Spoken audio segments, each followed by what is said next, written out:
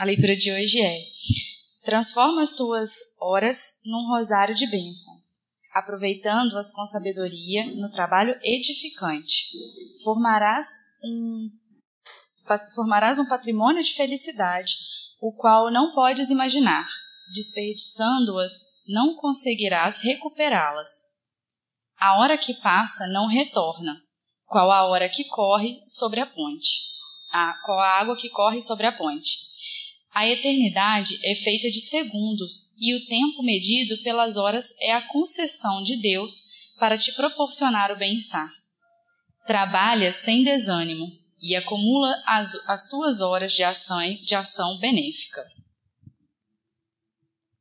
Então, eu convido a todos nesse momento a fechar os olhos e fazer comigo aqui uma prece, para que agradecendo ao Senhor, a permissão do dia de hoje, para que a gente seja todos reunidos aqui nesse momento, para mais uma vez tentar absorver ainda mais as palavras do Mestre.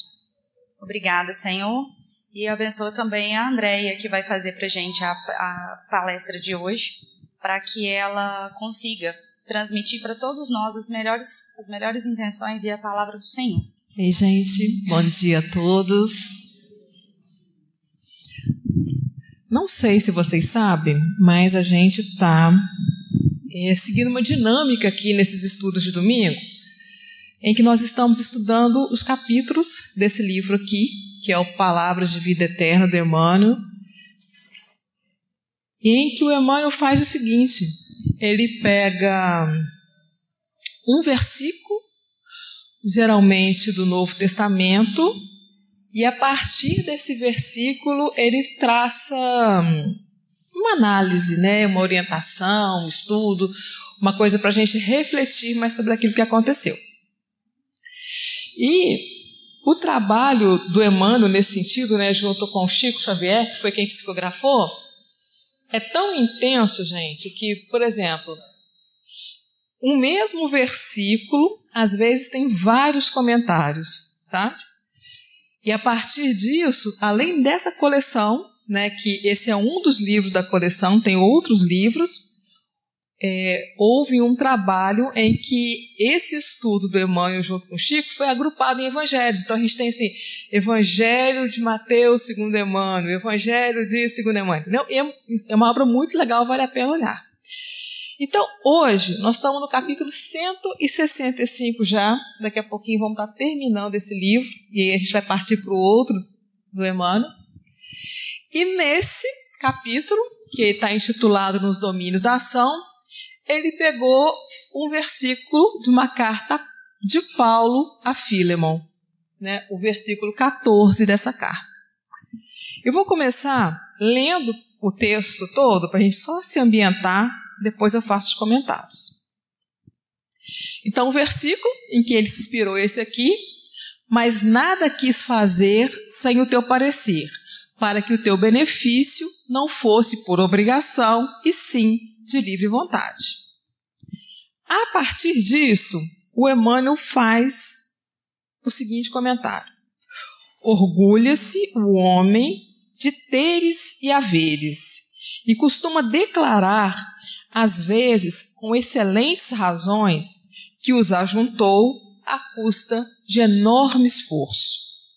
Entretanto, o Senhor é quem lhe emprestou os meios para adquiri-los, esperando que ele os administre sensatamente.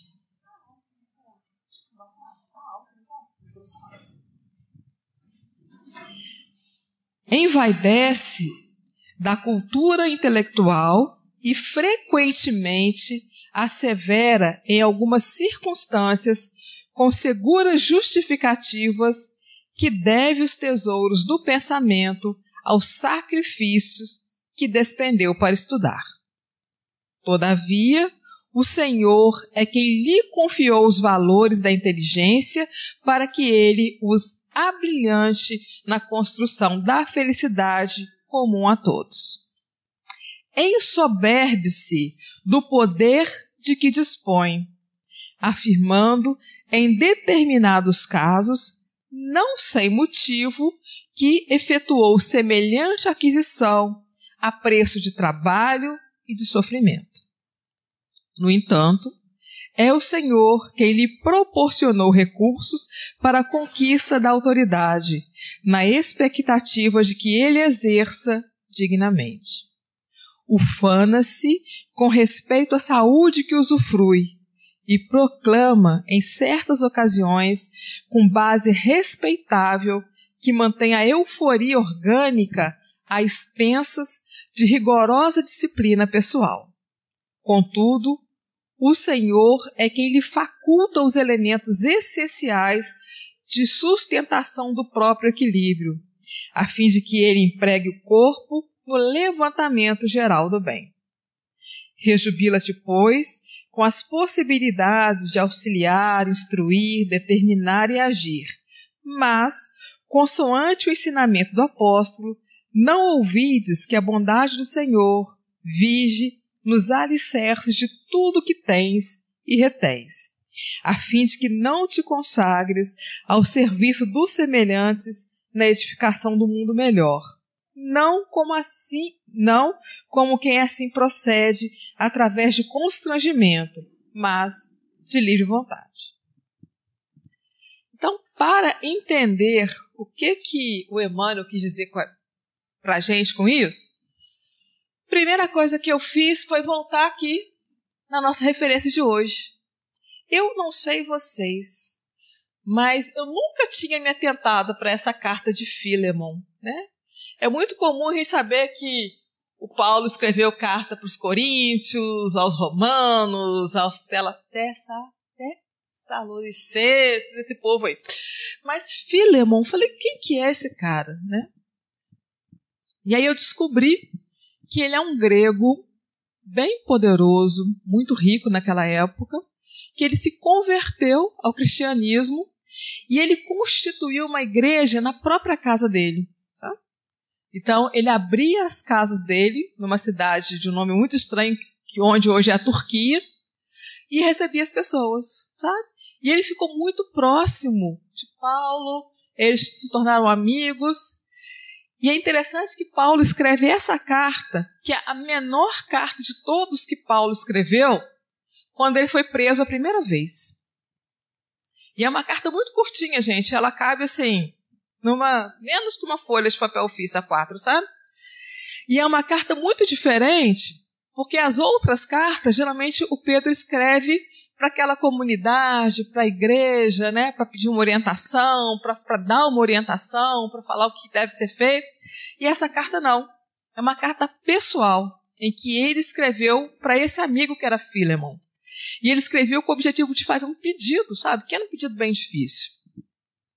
Porque acontece o seguinte, esse Filemon, como um grego rico daquela época, ele tinha escravos.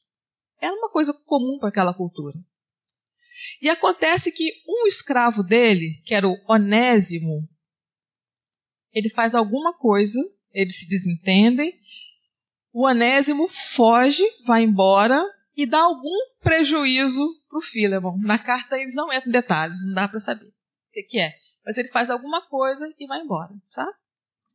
E quando o Paulo estava lá preso pela primeira vez, esse Onésimo vai visitar Paulo na prisão e conta para ele que ele tinha descoberto o cristianismo também, que ele se redimiu e que ele queria, a partir daquele momento, trabalhar nas igrejas, né, que estavam nascendo.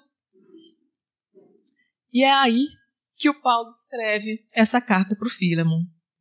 Ele fala para o Filemon que ele poderia simplesmente receber o Onésimo no trabalho que eles estavam desenvolvendo, que ele podia integrar, né, esse ex-escravo em tudo que fosse do serviço de Cristo, mas que ele nada quis fazer sem falar com o Filemon antes, sabe, sem o seu parecer, para que o teu benefício não fosse por obrigação e sim de livre vontade, né? Para que o Filemon mais tarde não soubesse que o Onésimo estava lá trabalhando, tivesse que entubar aquilo, sem que ele, né, tivesse uma voz ativa naquilo que fosse feito. Né? Então imagina se fosse nos dias de hoje, né, onde a gente pensando na Igreja Católica, o Papa Francisco escrevesse para um de seus bispos dizendo, olha, aconteceu isso, eu posso resolver assim, mas eu não vou resolver sem que você tome partido e fale o que você quer fazer. E é muito interessante a estrutura dessa carta, eu achei o Paulo bem espertinho, porque ele começa assim, primeiro ele saúda, né, o Filemon, as pessoas da igreja dele, né, exalta o trabalho que eles estão fazendo, depois ele conta o que está acontecendo e fala que vai enviar de volta para a casa dele o Onésimo. Ele me procurou, ele veio aqui, ele pediu para ser redimido, ele quer trabalhar, mas eu nada vou fazer sem o teu parecer. Estou enviando ele de volta e eu te peço que você o receba de volta, não mais como um escravo, mas agora como um irmão em Cristo. Imagina esse grego lendo essa carta, né? A gente não sabe o que aconteceu, mas provavelmente ele tinha bons motivos para estar um tanto quanto enraivecido, né, com esse escravo que deu algum prejuízo e fez alguma coisa que o contrariou. E aí vem o Paulo e pede, olha, eu quero que você perdoe ele, eu quero que você receba ele de volta na sua casa como um irmão, né? Eu quero que você o trate muito bem a partir de hoje. E a carta é essa. Eu adoraria saber qual foi a resposta, né? Infelizmente não tem, para a gente saber o que deu. Mas eu acredito que esse Filemon tenha, sim, acatado o desejo de Paulo. E isso mostra para a gente, assim, o quanto que era difícil ser cristão nos primeiros anos, né, dessas igrejas nascentes, e o quanto que ainda é difícil hoje em dia, né? Que como que aceitar o Cristo implica em bondade, em benevolência, em perdão, em uma série de coisas. Mas voltando para o que o Emmanuel quer chamar nossa atenção, é isso aqui, ó. Dar ao Filemon o direito de escolha, o direito de fazer o bem, né? Porque ele simplesmente podia ter resolvido. Não podia. Colocava lá o ex-escravo para trabalhar na igreja, o cara, né, ia fazer um monte de coisa, né? Muitas dessas coisas podiam ir até contando como benefício para o Filemon, mas ele falou, não, que era importante que ele tivesse livre escolha nessa situação. E eu pensei que isso que o Paulo fez com Filemon é muito o que Deus faz com a gente. Deus podia ter criado todos nós muito próximos da perfeição. Deus podia resolver todos os nossos problemas e a gente viver de um jeito que a gente não tivesse que se aborrecer com absolutamente nada. Mas Ele incessantemente devolve para a gente, né, os nossos ex-escravos, as nossas dívidas, os nossos problemas, fazendo com que cada um de nós possa escolher, né, e conquistar as coisas pelo mérito próprio. Para que cada um de nós consiga, né, operar e trabalhar ativamente no próprio progresso. É assim que acontece. Né? A gente vai tendo essas oportunidades, né, de que nada nos seja feito por obrigação, mas pela nossa vontade, pelo exercício da nossa vontade. E aí isso me lembrou muito a questão 115, que está no Livro dos Espíritos, no capítulo que trata da lei do progresso e que fala da progressão dos espíritos, onde eles são muito categóricos, falando que Deus criou todos os espíritos simples e ignorantes, né? Todos nós estamos aqui nessa jornada evolutiva, onde a cada encarnação a gente tenta ser um pouquinho melhor do que a gente foi na encarnação anterior. E tem um trecho do Evangelho segundo o Espiritismo que para mim ele é muito confortador, onde os espíritos afirmam que com certeza todos nós hoje somos muito melhores do que nós fomos há 100 anos atrás. Eu acho que nessa própria encarnação mesmo, quando a gente pensa nas dificuldades, nas coisas que nós já passamos, e no momento que nós estamos aqui, a gente vai ver. Talvez a gente não evoluiu tanto quanto a gente gostaria, mas que, aos pouquinhos, sim, a gente tem melhorado. Tá? E aí, essa questão, né, da gente estar constantemente sendo convidados, não vou falar obrigados, mas convidados a, de livre vontade, trabalhar no nosso progresso, me lembrou muito uma história que Jesus contou, que é a parábola dos talentos. Não sei se vocês lembram dela, né? Um senhor, né, rico, poderoso, daquela época, ele precisava se ausentar por um longo período, e aí ele chama 3 empregados. Aquele empregado que tinha maior capacidade, ele dá para ele 5 talentos. Ao outro, que tinha um pouquinho menos, ele dá 3 talentos. 3 ou 2? 2 talentos. E aquele que... E ao terceiro, ele dá somente 1 talento. O servo, né, o empregado que recebeu 5 talentos, sai dali, trabalha, se esforça e consegue multiplicar, transformando aquele talento em outros 5 e ajunta 10. O que recebeu 2 talentos faz a mesma coisa, trabalha aqueles 2 talentos e consegue também multiplicá-los e transformar em 4. O servo que recebeu só 1 talento, com medo de fazer alguma coisa errada, de perder aquilo, né? Ou porque ele acreditava que o Senhor era muito enérgico, ele simplesmente enterra o talento que ele recebeu e espera o patrão voltar. No dia que o patrão volta e vai, né, pedir contas daquilo que ele deixou com seus empregados, o que recebeu 5, vai lá, devolve 10, e aí o patrão se alegra com ele, o que recebeu 2 devolve 4, e o patrão também se alegra, e aquele que recebeu 1 só, conta a verdade, diz que por medo ele enterrou, e o patrão chama ele de empregado mau e preguiçoso. Né? Disse que ele poderia pelo menos ter colocado o dinheiro dele no banco, que assim, né, teria rendido jus.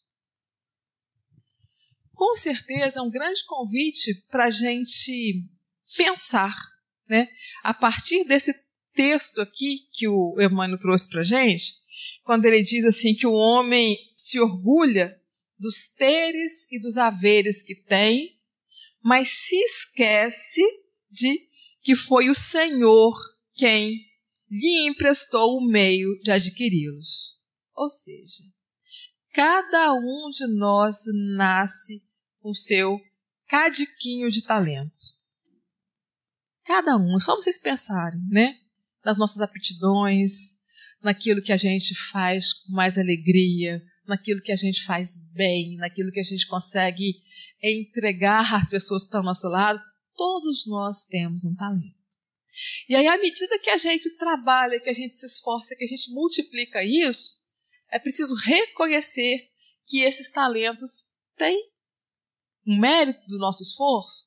Com certeza, né? O mérito da nossa disciplina, da nossa dedicação? Óbvio que sim. Mas a origem, né? Quem nos deu esse talento para início de conversa? Né? E é por isso que o Emmanuel segue falando aqui, ó, que nós nos envaidecemos da cultura intelectual que a gente conseguiu amealhar, né? Do quanto a gente conseguiu estudar, do quanto que a gente é inteligente, da nossa capacidade cada vez maior de compreender as coisas. Mas de onde vem isso, né? Quais são os talentos que a gente tem nessa área? Alguns mais para matemática, outros para literatura, outros para as coisas artísticas, né? Cada um o seu cada um. E ele diz que a gente também ensoberbe-se, né? Que a gente fica vaidoso do poder de que a gente dispõe, né? Afirmando, né, em determinados casos, que a gente efetuou essa aquisição a custo de muito trabalho, mas que a gente esquece que é o Senhor que lhe proporcionou os recursos para a conquista da autoridade. Então, todos nós que temos postos de liderança, seja na família, seja na atuação profissional, né, não é por acaso que cada um de nós está naquele lugar. E é muito legal a gente refletir que não há motivos para ter inveja de pessoas que estão à nossa frente, né? Que são mais inteligentes do que nós, ou que conseguem desenvolver esses cargos de autoridade com muito mais destreza do que nós, ou que fazem uma série de coisas com muito mais habilidade do que nós, porque se eles estão nesse patamar, é que já estão percorrendo esse caminho muito antes, né? É isso que nos ensina aqui, ó, toda a codificação da doutrina. E isso é muito legal porque tem muito de justiça divina, né? Não é que Deus deu mais inteligência para um do que para outro. Não é que Deus deu mais habilidade técnica para um do que para outro, mais compreensão para um do que para outro. Não. Cada um foi multiplicando seus talentos à medida que, por livre vontade, não enterrou o talento, né, gente? Porque aquele que enterra, que simplesmente prefere ficar ali, já estou assim, tá bom, né? Vai demorar um pouco mais a evoluir. Mas vai evoluir também. E aí, seguindo aqui, é interessante lembrar que, ao final dessa parábola de Jesus, o patrão diz que muito mais será dado para aquele que mais tiver. Não é assim com a escala dos espíritos? A gente está aqui estudando umas questões, sabe, no grupo de terça-feira, que a gente estuda Livro dos Espíritos, toda terça-feira aqui, 7 horas da noite. Quem quiser fazer parte, seja muito bem-vindo. E a gente estava vendo com muita clareza que quanto mais superior é o espírito, sabe, mais ele consegue resolver as coisas com mais facilidade, mais ele tem clareza sobre tudo que acontece, mais ele tem extensão de conseguir enxergar, de conseguir ouvir, de conseguir perceber as coisas. E assim também é com a gente, né? Quanto mais a gente vai se burilando, mais a gente floresce, né?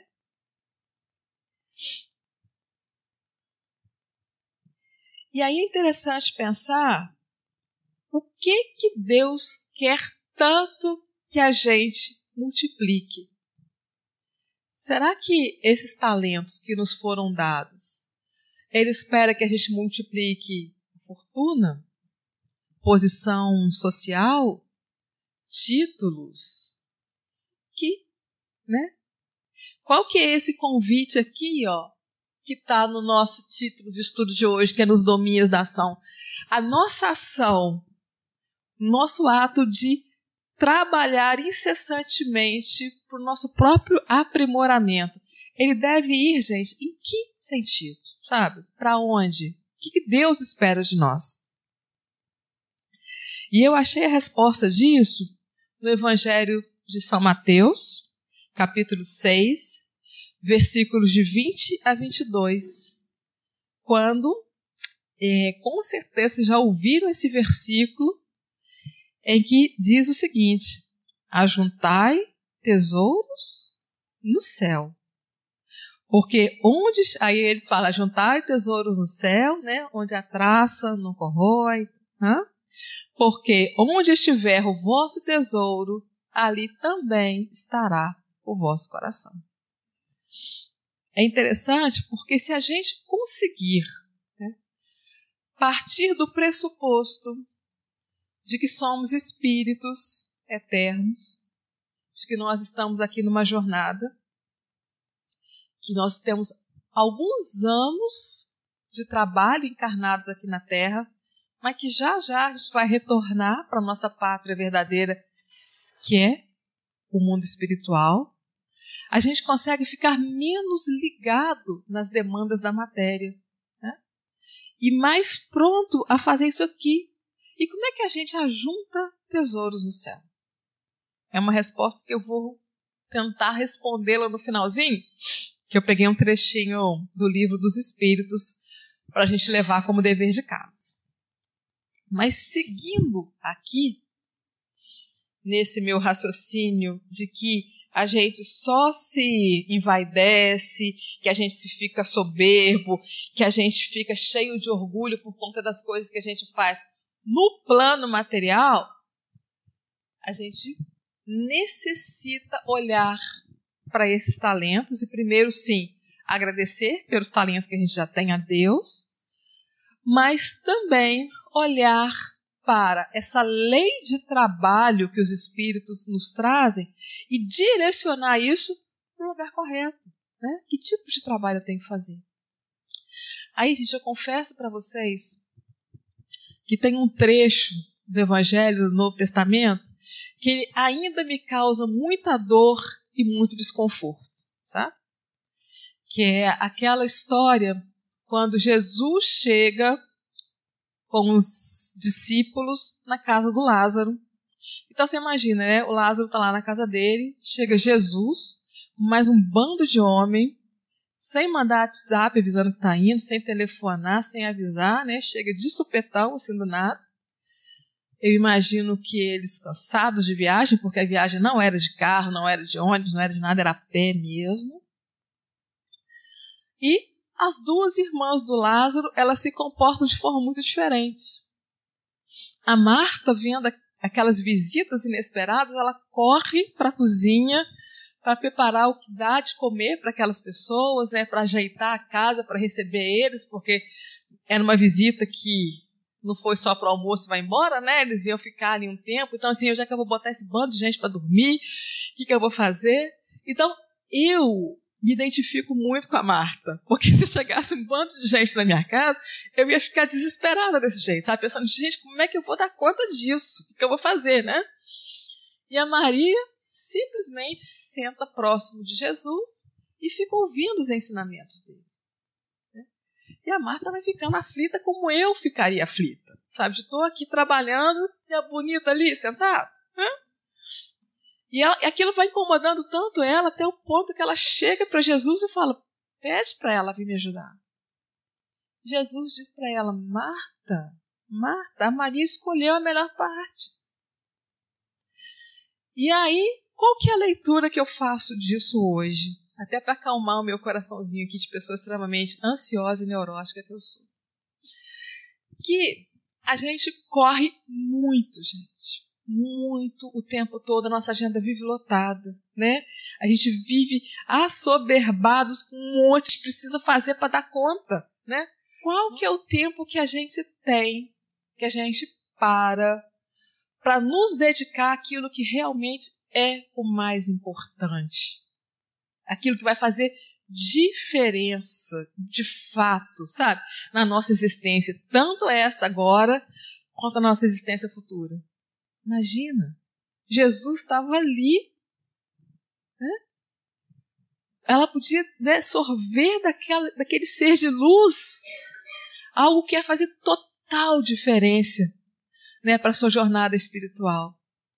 E quantas oportunidades a gente não tem, às vezes, na nossa rotina corrida, de parar um pouco também para sorver essas luzes, né? Conversando com alguém, dando atenção para os familiares, fazendo uma coisa que não seja puramente vinculada às tarefas do dia a dia. Então, esse nos domínios da ação, para mim, é também um momento de reflexão para a gente pensar assim, que tipo de ação eu estou fazendo. Porque não basta trabalhar. Né? No Livro dos Espíritos, Kardec deixa muito claro para a gente que toda tarefa útil no bem é trabalho. Então, assim, está errado eu trabalhar para gerar conforto para aquela pessoa que está na minha casa? Não, não é isso, sabe? Mas é assim, eu vou fazer só isso? Teve uma pessoa aqui que falou uma coisa essa semana que me chamou muita atenção, assim, quantas horas por dia a gente trabalha, né? No nosso emprego formal, trabalha na nossa casa, trabalha fazendo um monte de coisa, e quantas horas por dia eu paro para cuidar do meu espírito? Qual que é o meu tempo diário que eu tiro para cuidar das coisas que não são materiais? Porque, senão, o que adianta o teres e os haveres? Que a gente vai morrer e não vai levar nada dessa vida. O que adianta eu adquirir um monte de cabedal de conhecimento teórico? Só para vocês terem uma ideia, gente, do que adianta eu saber de cor todos os livros da codificação espírita? O que adianta eu saber, assim, em qual questão do Livro dos Espíritos que disse todas, se, aonde? Na ação, na prática, eu não consegui refletir amor, benevolência, a caridade, que é aquilo que de fato nos faz a diferença. Né? Então, esse convite de hoje é muito para a gente pensar assim, nos domínios da ação, o que eu estou fazendo e por que eu estou fazendo? Né?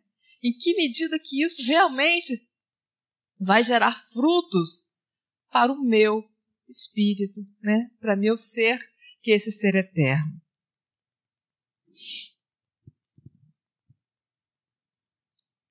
Eu até notei aqui que a gente conhece as árvores, né, segundo Jesus, pelos frutos que ela dá. Então, assim, com os talentos que nós recebemos, nós estamos tentando multiplicar nessa vida, quais são os frutos que nós estamos proporcionando para as pessoas ao nosso redor. Sabe? É uma reflexão que eu tenho feito também a partir dessa leitura. E aqui, retomando a análise que o Emmanuel faz, ele termina o último parágrafo do texto dele, desse capítulo nos domínios da ação, falando o seguinte: rejubila-te, pois, com as possibilidades de quê? De auxiliar, instruir, determinar e agir. E aí vem o mais. Não, então ele fala, ó, você deve ficar feliz com as possibilidades que você tem de auxiliar, de instruir, de determinar e de agir. Mas, consoante, né, então, mas de acordo com o ensinamento do apóstolo, né, que é o ensinamento que o Paulo trouxe para a gente aqui hoje, não ouvides, né, não esqueças que a bondade do Senhor vige nos alicerces de tudo o que tens e o que retens. Então a gente pode fazer tudo, mas sem esquecer que o amor de Deus, a bondade de Deus, né, o carinho de Deus por cada um de nós é e está no alicerce de tudo que a gente tem, de tudo que a gente retém e de tudo que a gente é capaz de fazer. A fim de que consagres ao serviço dos semelhantes na edificação do mundo melhor. Porque ele está dizendo o quê? Que à medida que a gente reconhecer que o amor de Deus é o alicerce que nos sustenta, todas as nossas ações elas serão consagradas ao serviço dos semelhantes. E que, como consequência disso, a gente vai estar trabalhando para a construção, para a edificação de um mundo melhor. E ele fala que a gente tem que fazer isso não como quem assim procede através de constrangimento. Então, não é para a gente fazer isso porque a gente tem medo de ir para um umbral, porque a gente tem medo de ser disso ou daquilo, né? É para a gente fazer isso como de livre vontade, né? como exercício de amor, como exercício de caridade, que é o amor em ação. E aí lembra que eu fiz uma pergunta aqui que eu falei que eu ia responder? Peraí, eu e as minhas anotações que são confusas. O que Deus espera que a gente multiplique, né? Onde que a gente deve colocar os nossos talentos? Essa semana aqui no estudo do Livro dos Espíritos, estava lendo a questão 257, que é uma questão bem grande. E aí eu peguei um trechinho dela que eu acho que a gente podia tentar levar isso como dever de casa, como uma ação do dia a dia, para que a gente, nos domínios da ação, sabe, consiga tirar assim, pelo menos uma nota 8, né, quando a gente for posto à prova. Que eles falam assim, dome suas paixões animais. Não alimente o ódio, nem a inveja, nem o ciúme, nem o orgulho. Não se deixe dominar pelo egoísmo. Purifique sua alma pelos bons sentimentos. Pratique o bem. Não ligue às coisas materiais deste mundo mais importância do que elas merecem. Vou até repetir para a gente fixar. Dome suas paixões animais. Não alimente ódio, nem inveja, nem ciúme, nem orgulho. Não se deixe dominar pelo egoísmo. Purifique sua alma pelos bons sentimentos. Pratique o bem. Não ligue às coisas materiais deste mundo mais importância do que elas merecem. Com certeza, se a gente assim conseguir proceder, nós vamos estar fazendo isso aqui que o Paulo nos convida a fazer, que é a edificação de um mundo melhor desde já, né? Gente, o estudo que eu preparei para hoje, a partir desse capítulo, era esse.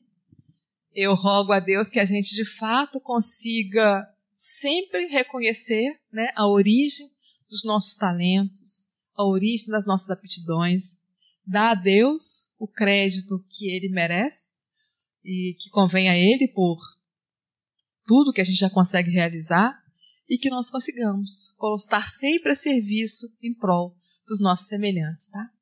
Um bom domingo para todos nós. Bom dia, gente. Muito material, né, para a gente refletir.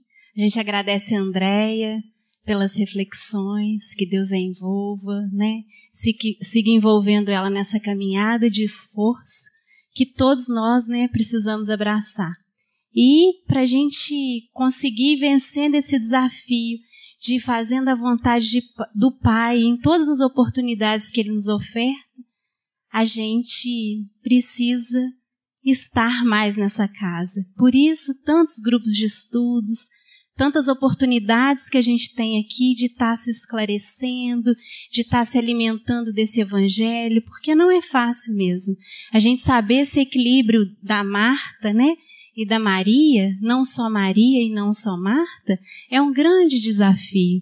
E para isso, os grupos de estudos, que no mural ali à nossa esquerda, está tudo explicadinho. Então vale a pena a gente ir adentrando nessa grande universidade que é o Centro Espírita e que é tudo gratuito, é só a gente chegar e se abastecer, né, desses ensinamentos, desses esclarecimentos.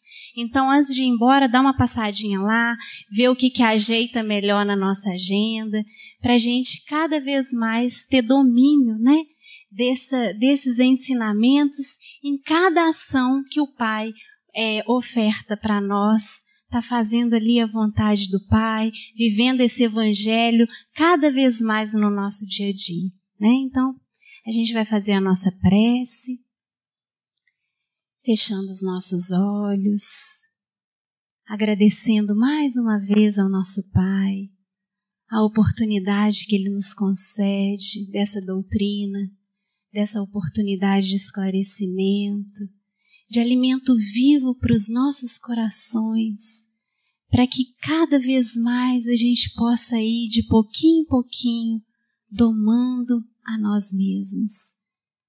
Que nós cada vez mais possamos ir abraçando essa nossa condição de filhos de Deus. Filhos esses que nunca são abandonados.